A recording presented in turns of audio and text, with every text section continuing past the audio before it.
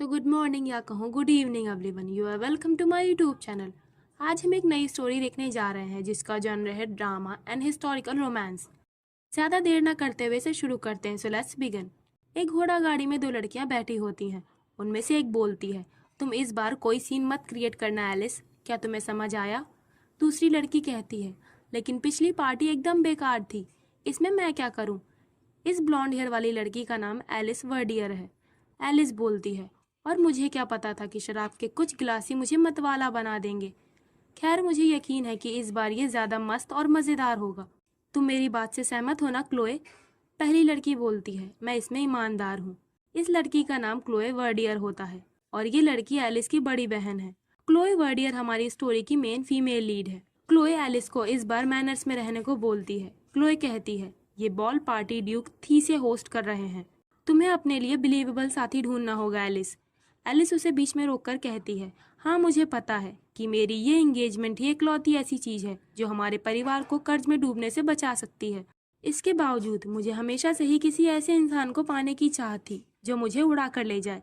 Chloe उदास होकर बोलती है, माफ करना एलिस, अगर मेरा पैर ऐसी हालात में ना होता तो। क्लोई मन में बोलती है, काश मुझे अपनी छोटी बहन पर इतना बोझ न ढालना पड़ता, ये सब मेरी वजह से है। तभी एलिस क्लोई के पास जाकर उसे गले लगा के बोलती है, तुम किस बात के लिए दुखी हो रही हो? अगर हमें किसी को दोष देना ही है तो ये हमारे डैड हैं, जिन्होंने माँ के प्यार के चक्कर में अपना सारा पैसा उनके मेडिकल बिल्स में लगा डाला और वो अपना काम संभालने में नाकामयाब रहे। 3 साल पहले जो हुआ उसके बारे में सोचो। हमारे परिवार की बिगड़ी सिचुएशन में भी डैड ने ड्यूक थीसे की आर्मी को हमारे कैसल इस्तेमाल करने की इजाजत दे दी। वो हमारे डैड हैं, पर मैं नहीं कह सकती कि उनका दिल बड़ा है या फिर वो बेवकूफ है। क्या तुमने ड्यूक थीसे के बारे में बुरी अफवाह नहीं सुनी है? कहा जाता है कि उस ड्यूक के कई अफेयर्स हैं और उन मिस्ट्रेस से उसके कई सारे गैर कानूनी बच्चे हुए, पर उसने सभी को खत्म कर डाला। उसका स्वभाव भी बहुत भयानक माना जाता है। अगर कोई उसकी बुरी नजर में आ गया तो वो उसे बर्बाद कर देता है, भले ही उसका स्टेटस जो भी हो। एलिस की बातों को बीच में रोककर क्लोए बोलती है, हमारी फैमिली की सिचुएशन को देखते हुए हम किस्मत वाले हैं कि हमें यहाँ इस इवेंट पे इनवाइट किया गया है। एलिस बोलती है, इसके बावजूद वो ऐसा इंसान नहीं है जिसके साथ हमें जुड़ना चाहिए। उनके बारे में बहुत सी अजीब तरह की अफवाहें फैली हुई हैं और हमें नहीं मालूम कि उसका इरादा क्या है। मैं आशा करती हूँ कि हम उस इंसान से मिले ही ना, पर फिर भी हमें उसे ग्रीट करना ही पड़ेगा। ये सब सुनकर क्लोए मन ही मन घबराने लगती है। अब हम 3 साल पहले वर्डियर स्टेट यानी क्लोए के डैड के राज्य का सीन देखते हैं। विस्काउंट वर्डियर यानी इन दोनों लड़कियों के डैड, जो कि एक छोटे कैसल के लॉर्ड हैं, उन्होंने शाही आर्मी के अंदर आने के लिए अपने किले के दरवाजे खुशी खुशी खोल दिए थे। तीसरी आर्मी के सैनिक आपस में बात करते हैं। विस्काउंट वर्डियर की बड़ी बेटी एक पैर से विकलांग है, वो भला स्टेट में किसी को कैसे सर्व करेगी? क्लोए वर्डियर, जो कि एक पैर से लाचार है, उनकी ये बातें सुन लेती है। उसके फादर भी सैनिकों की ये बातें सुन लेते हैं।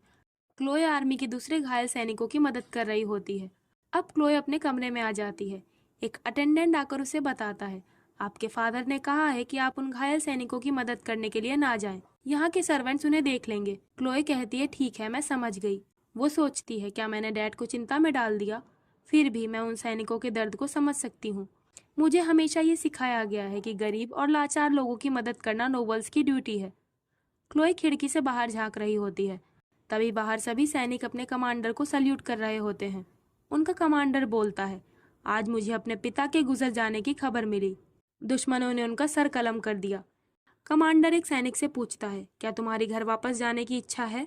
वो आदमी बताता है, जी सर, मेरी पत्नी ने हाल ही में हमारे बच्चे को जन्म दिया है जब मैं वहां नहीं था। मैं उन दोनों को देखने के सिवाय और कुछ नहीं चाहता। कमांडर दूसरे सैनिक से भी यही सवाल पूछता है। वो सैनिक बताता है कि वो अपनी बीमार माँ को अकेले छोड़कर आया है, जिनकी उसे चिंता है।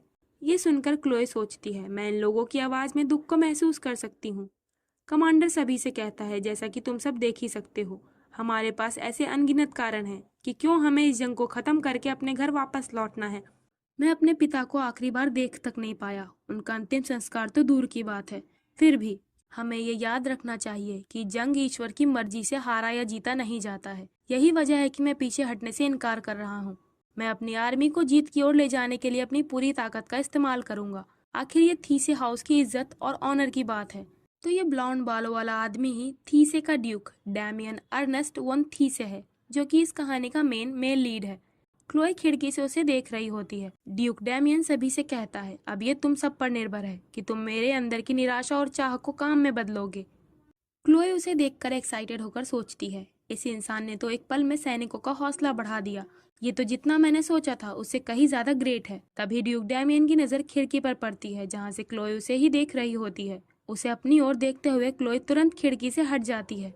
वो सोचती है, क्या हमारी नजरें टकरा गईं? वो दोबारा झांक कर देखती है। ड्यूक डैमियन वहां से जा रहा होता है और सैनिक नारा लगा रहे होते हैं। वो दुआ करती है कि ये सारे सैनिक जंग के बाद सही सलामत अपने घर लौट जाएं, ताकि वो अपने चाहने वाले लोगों के साथ दोबारा रह सके। जाते वक्त डैमियन दोबारा उसी खिड़की की ओर देखने लगता है। देन अगले दिन सुबह जल्दी क्लोए नीचे आती है। वो सोचती है, मुझे जल्दी करनी होगी और लोगों के जगने से पहले यहाँ से निकलना होगा। तभी पीछे से कोई उसे आवाज देता है। क्लोए चौंक कर बोलती है, गिल्स। तभी अचानक उसके पैर लड़खड़ा जाते हैं, पर ये लड़का गिल्स उसे गिरने से पहले ही पकड़ लेता है। क्लोए बोलती है, तुमने मुझे बचा लिया। गिल्स क्लोए से थोड़ा दूर हटकर पूछता है, आज इतनी सुबह आप कहाँ जा रही हैं? कल ही आपके डैड ने आपको कमरे में रहने को बोला था। क्लोए बताती है, मैं जंगल से कुछ जड़ी बूटियां लेने जा रही हूँ। गिल्स बोलता है कि वो उसके लिए ये काम कर सकता है। क्लोए कहती है, पर हम तब क्या करेंगे जब पिछली बार की तरह तुम इस बार भी जहरीली जड़ी बूटियां ले आओगे? ये सुनकर गिल्स शर्मा जाता है। वो कहता है, ये सच है, पर बाहर जाना सेफ नहीं है और हवा भी काफी ठंडी है। क्लोए कहती है, गिल्स तुम्हें इतना परेशान होने की जरूरत नहीं है, मैं पहले भी कई बार अकेले जा चुकी हूँ। गिल्स कुछ देर सोचने के बाद बोलता है, ठीक है माई लेडी, आप ध्यान से जाइएगा। क्लोए जाते हुए सोचती है, जब मैं गिल्स से पहली बार मिली थी तो वो मुश्किल से ही मेरे कंधे तक आता था, पर अब वो काफी लंबा हो गया है। क्लोए जड़ी बूटियां लेने के लिए जंगल में आ जाती है। वो पत्तियां चुनते हुए सोचती है, सभी लोग अपनी पूरी मेहनत कर रहे हैं। तभी वो देखती है कि तालाब के पास ड्यूक डैमियन थीसे खड़ा होता है। वो सोचती है, ये इस वक्त यहाँ क्या कर रहे हैं? मेरे अलावा किसी को इस जगह के बारे में नहीं मालूम है, वैसे मुझे उन्हें डिस्टर्ब नहीं करना चाहिए। क्लोए चुपचाप वहाँ से निकलने का सोचती है। तभी ड्यूक डैमियन बोलता है, वहाँ कौन है? क्लोए के हाथों से उसकी टोकरी गिर जाती है। डैमियन बोलता है, मैं तुम्हारा नाम पूछ रहा हूँ। क्लोए बोलती है, मुझे माफ कीजिएगा। डैमियन उसके पास आ जाता है। क्लोए बताती है, मैं विस्काउंट वर्डियर की बड़ी बेटी क्लोए वर्डियर हूँ। डैमियन बोलता है, लगता है विस्काउंट वर्डियर की बड़ी बेटी को चूहे जैसे लोगों की जासूसी करने की आदत है। क्लोए कहती है, मुझे माफ कीजिएगा अगर मैंने आपको नाराज किया हो, पर मैं अपने नाम की कसम खाकर कहती हूँ कि मैं अभी ऐसा कुछ नहीं कर रही थी। डैमियन बोलता है, यानी कल रात तुम यही कर रही थी? क्या तुम्हारे फादर ने तुम्हें मुझे लुभाने के लिए यहाँ मेरे सामने आने का ऑर्डर दिया है? ये सुनकर क्लोए सन्न रह जाती है। डैमियन आगे बोलता है, वैसे तुम्हारा फादर इतना भी भोला भाला नहीं है जितना कि वो दिखता है। क्लोए को काफी गुस्सा आ रहा होता है, पर वो शांत होकर कहती है, ऐसा नहीं है। डैमियन ईविल स्माइल देते हुए कहता है, सच में? फिर तुम मेरे सैनिकों के सड़े हुए घावों का इलाज करके अपना दिखावा क्यों करती हो? हाउस वर्डियर का स्टेटस गिरा हुआ है, पर ऐसा काम एक नोबल लेडी को शोभा नहीं देता, खासकर तुम्हारी ऐसी हालात पर। क्लोए मन में सोचती है, क्या ये वही आदमी है जिसे मैंने कल रात देखा था? कितना बदतमीज है ये। वो अपना सिर ऊपर उठाकर बोलती है, मैं केवल उन लोगों की मदद करने की कोशिश कर रही थी जो अपने परिवार की रक्षा के लिए जंग पर निकले हैं। मुझे ये उम्मीद नहीं थी कि इस वजह से मेरा नाम एक इशू बन जाएगा। मेरी गुजरी हुई माँ ने मुझे सिखाया था कि भले ही हमारा परिवार ऊंचा है, लेकिन एक नोबल होने के नाते जरूरतमंद लोगों की मदद करना हमारा फर्ज है। हर नोबल खानदान से यही आशा की जाती है। डैमियन बोलता है, अच्छा, नोबल खानदान का व्यवहार। तो मिस क्लोए वर्डियर, क्या आपके मन में कभी ये ख्याल नहीं आया कि अपनी क्षमता से परे कुछ करने की कोशिश करना स्वार्थ भरा है, और क्या इससे दूसरे को परेशानी हो सकती है? अगर तुमने अपने बारे में गंदे जोक्स को सुना होगा जो कि आर्मी के सैनिक तुम्हें सुनाते थे जब तुम वहां से गुजर रही थी, क्या तुम अब भी अपना सर इतना ऊंचा रख पाओगी? रही एक नोबल लेडी के व्यवहार की बात, अगर तुम्हारे फादर ने ही सुन लिया तो क्या होगा? अगर मैं तुम्हारे फादर की जगह होता तो जिसने भी मेरी बेटी का नाम खराब करने की जरूरत की होती, मैं उसका सर कलम कर देता। डैमियन क्लोए के गालों पर अपना हाथ रखकर बोलता है, उन सैनिकों ने अपने दर्जनों साथियों को जंग में मरते हुए देखा है। क्या तुम जानती हो इससे एक आदमी पर क्या असर पड़ता है? और इससे भी बढ़कर, इस वक्त पूरी तरह से उजाला भी नहीं हुआ है, फिर भी तुम अपने इस पैर के साथ इस घने जंगल में अकेले घूम रही हो। अगर तुम्हारे साथ कुछ ऐसा वैसा हो गया तो भला इसका जिम्मेदार कौन होगा? क्लोए खुद को उससे दूर करके बोलती है, ये जमीन मेरे पैदा होने के बहुत पहले से ही हमारे वर्डियर स्टेट का हिस्सा है। बिना परमिशन के कोई भी इन फील्ड में नहीं घुस सकता। ये जगह सेफ है। डैमियन कहता है, अच्छा सेफ है? क्लोए बोलती है, हाँ, ये पूरी तरह से सुरक्षित है। डैमियन उसकी सपोर्टिंग स्टिक को पकड़ कर कहता है, अगर मैं ऐसा कुछ करूं तो क्या तब भी तुम ऐसे ही बकवास करती रहोगी? वो उसकी छड़ी को अचानक से छीन लेता है, जिससे क्लोए लड़खड़ा जाती है। डैमियन उसकी छड़ी से उनकी ओर आते हुए एक सांप को मार डालता है। वो क्लोए को छड़ी वापस देते हुए कहता है, ये छड़ी थोड़ी डैमेज हो गई है, पर तुम अब भी इसको लेकर कैसल तक वापस जा पाओगी। पर क्लोए उस छड़ी को लेने से मना कर देती है। डैमियन बोलता है, लगता है तुम गुस्से में हो। लो, मैं तुम्हारा पैर देखता हूँ। क्या ये दिक्कत खानदानी है? क्लोए डैमियन से दूर हट जाती है। वो कहती है, आप इतनी बुरी तरीके से क्यों पेश आ रहे हैं? डैमियन बोलता है, तुम कुछ ज्यादा ही नाजुक हो। मैं तो सिर्फ तुमसे एक सवाल पूछ रहा था, पर तुमने इसे एक अटैक समझ लिया।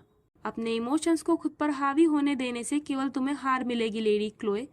क्लोए बोलती है, मैं कोई सैनिक नहीं हूँ और ना ही मैं किसी जंग पर जाती हूँ। डैमियन बोलता है, पर जिंदगी खुद में एक जंग होती है, खासकर तुम जैसे लोगों के लिए। क्लोए बोलती है, हो सकता है, पर फिर भी आपको मेरी जिंदगी के लिए दुआ करने की कोई जरूरत नहीं है। डैमियन कहता है, मैं तो सिर्फ तुम्हें सलाह दे रहा था। क्लोए सोचती है, ये एक मॉन्स्टर जैसा है, मैं इनके बारे में इससे ज्यादा गलत नहीं हो सकती थी।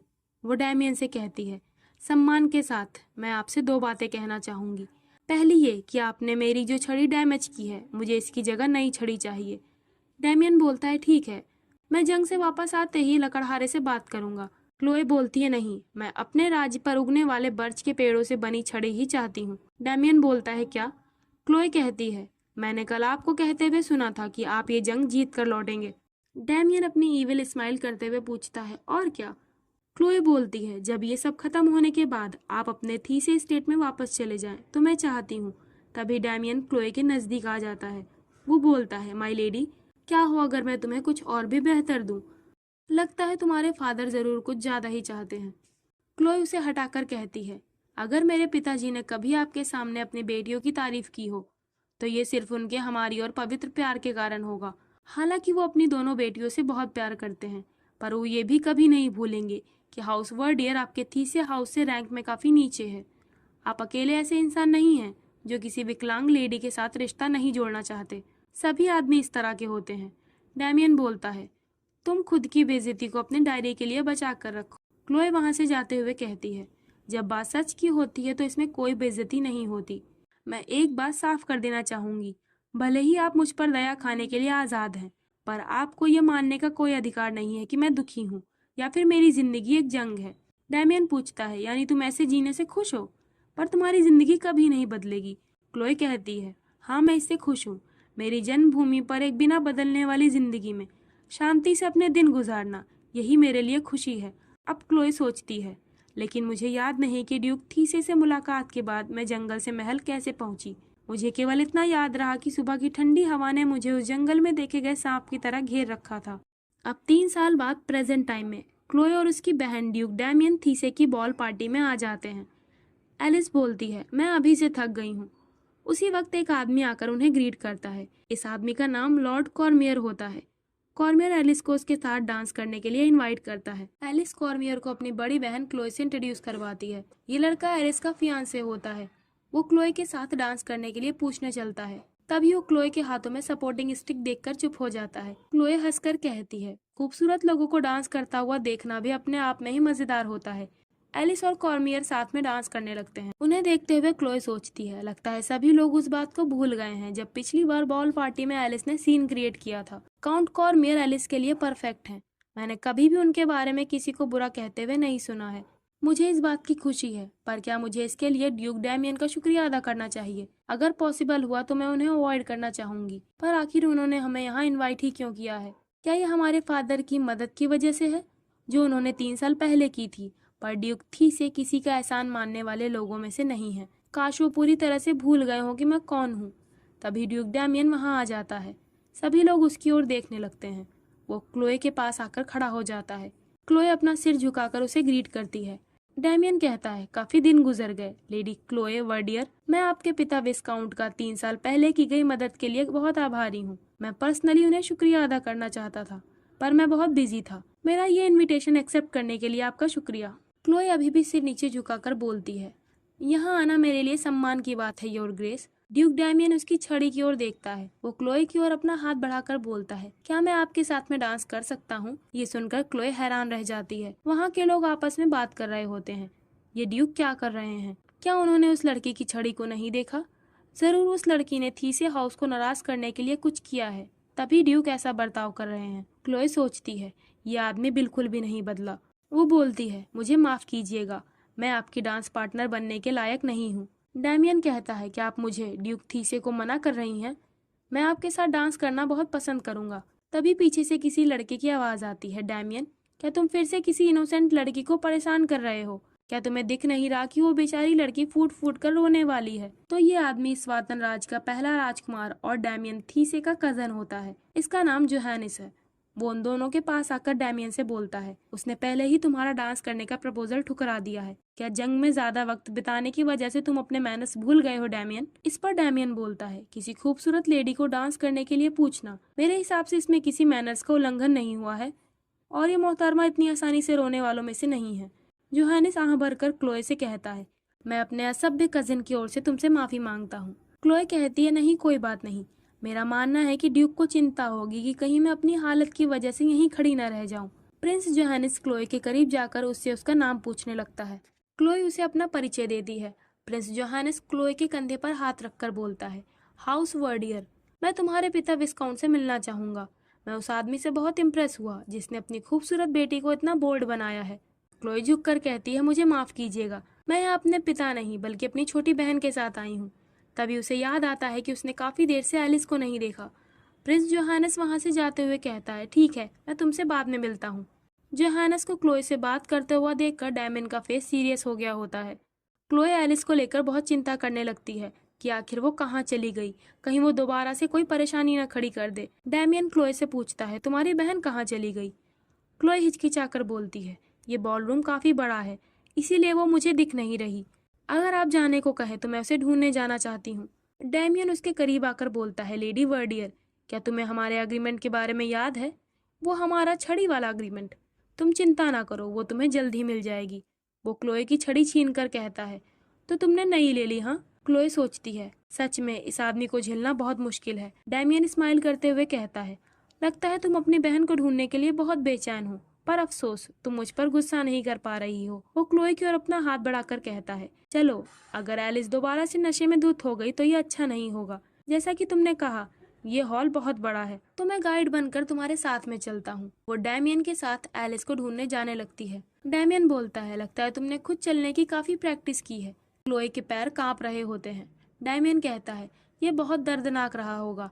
क्लोए बोलती है, आप बहुत दयालु हैं। डैमियन कहता है, मैं देख रहा हूँ कि तुम में अब भी लड़ने की भावना है, या फिर तुम काबिल हो गई हो। वो क्लोए के बालों को देखकर पूछता है, ये तुम्हारे बालों में किसने लगाया? क्लोए बताती है कि उसने खुद लगाए हैं। डैमियन बोलता है, इसीलिए ये इतना अजीब दिख रहा है। खैर, मुझे इस बारे में पता चला है कि एक यंग लड़की एक्साइटेड होकर दौड़ते हुए इस ओर आई है, तो हो सकता है वो तुम्हारी बहन एलिस हो। क्लोए परेशान होकर सोचती है, एलिस, प्लीज तुम इस बार किसी परेशानी में मत पड़ना। तभी उन दोनों को कुछ आवाज आती है। वो दोनों देखते हैं कि एलिस किसी अजनबी लड़के की बाहों में लिपटी हुई होती है। उसे देखकर क्लोए को झटका लग जाता है।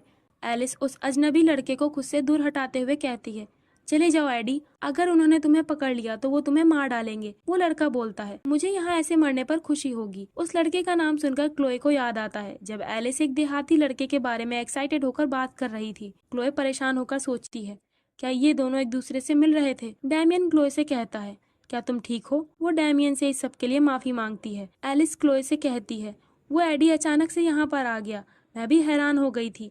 क्लोए उसे डांटते हुए कहती है, तुम चुप हो जाओ, तुम जाओ और जाकर घोड़ा गाड़ी में बैठ जाओ, मैं अभी वहाँ आती हूँ। एलिस वहाँ से चली जाती है। डैमियन क्लोए से कहता है, ऐसा लग रहा है कि लॉर्ड वर्डियर की दूसरी बेटी एक बार फिर लोगों को सरप्राइज कर देगी। एलिस काफी टैलेंटेड है। हर बार जब भी वो नोबल्स की पार्टी में दिखती है, वो किसी न किसी बवाल का कारण बन जाती है। क्लोए बोलती है, मैं हाथ जोड़कर आपसे विनती करती हूँ, प्लीज आप इस बारे में किसी से बात ना करें जो आपने अभी देखा है। डैमियन कहता है, और मैं ऐसा क्यों ना करूं? मुझे यकीन है कि कोई भी मुझे दोषी नहीं ठहराएगा अगर मैं तुम्हारे परिवार को मेरी प्रॉपर्टी पर एक अजनबी आदमी को लाने के लिए सजा दूं। क्लोए परेशान होकर सोचती है, अगर मैं ड्यूक का मुंह नहीं बंद कर पाई तो हमारा परिवार मुसीबत में पड़ जाएगा। मुझे हर हाल में इन्हें मनाना ही होगा। वो ड्यूक डैमियन के कदमों में अपना सर रखकर बोलती है, ये सब मेरी गलती है, मैं ही अपनी बेवकूफ बहन पर नजर नहीं रख पाई। मैं आपसे विनती करती हूँ, आप इसके बदले मुझे सजा दे दीजिए।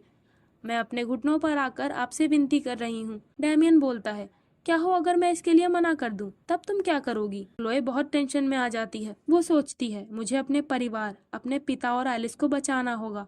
क्लोए कहती है हाउस थी से एक ऐसा परिवार है जो सम्मान को सबसे ज्यादा महत्व देता है। ड्यूक डैमियन, आप इसके एकमात्र वारिस हैं। आप एक ऊंचे कमांडर हैं जिन्होंने जंग के दौरान अपने आर्मी को बड़ी जीत दिलाई, और आप शाही परिवार से ऑर्डर ऑफ मेरिट का ओहदा पाने वाले पहले व्यक्ति हैं। डैमियन बोलता है हाँ हाँ क्लोए, तुम ये चापलूसी जारी रखो। क्लोए बोलती है एक बार आपने कहा था कि आप अपनी सेना को जीत की ओर ले जाने के लिए अपनी पूरी ताकत का इस्तेमाल करेंगे। ये उस वक्त की बात है जब हमारे लॉर्ड ने आपकी आर्मी के लिए अपने कैसल का दरवाजा खोला और आपका स्वागत किया। भले ही उन्होंने आपके साथ हथियार नहीं उठाए, पर फिर भी उनका सपोर्ट आपके लिए अनमोल साबित हुआ। ड्यूक हंसते हुए बोलता है तो तुम ये कहना चाह रही हो कि मैं उस कर्ज को चुकाऊं? क्लोए कहती है मैं सिर्फ इतनी विनती कर रही हूँ कि 3 साल पहले की गई मदद के लिए आप मेरे परिवार की ओर दयालुता का भाव दिखाएं। डैमियन कहता है पर वो क्यों?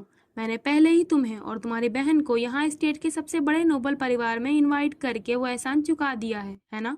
इस सब के लिए तुम्हें अपनी बहन को दोषी ठहराना चाहिए। तो क्या अब भी तुम्हारे पास कुछ कहने को बचा है मिस क्लोए? डैमियन उठकर जाने लगता है, तभी क्लोए उसका पैर पकड़ लेती है। डैमियन बोलता है तुम्हें क्या लगता है तुम ये क्या कर रही हो? क्लोए कहती है बस सिर्फ एक बार, अगर आप इस बार हमें माफ कर देंगे तो मैं आपकी हर बात मानने को तैयार हूँ। आप जो कहेंगे मैं वही करूंगी। मैं आपके इस एहसान को कभी नहीं भूलूंगी। प्लीज बस केवल एक बार। डैमियन क्लोए के गालों पर हाथ रखकर बोलता है क्लोए, तुम ऐसा क्यों कर रही हो? एक नोबल लेडी जिसका सर हमेशा ऊंचा होता था, वो कहाँ चली गई? मेरे पैरों से लिपट कर रोना कि तुम मेरे लिए कुछ भी करोगी, ये सब तुम्हें शोभा नहीं देता। तो इस तरह ड्यूक डैमियन अपने मुंह को बंद रखने के लिए क्लोए से आगे क्या शर्त रखता है उसे हम अगले पार्ट में देखेंगे। तो इसीलिए हम इस पार्ट को यहीं पर एंड करते हैं।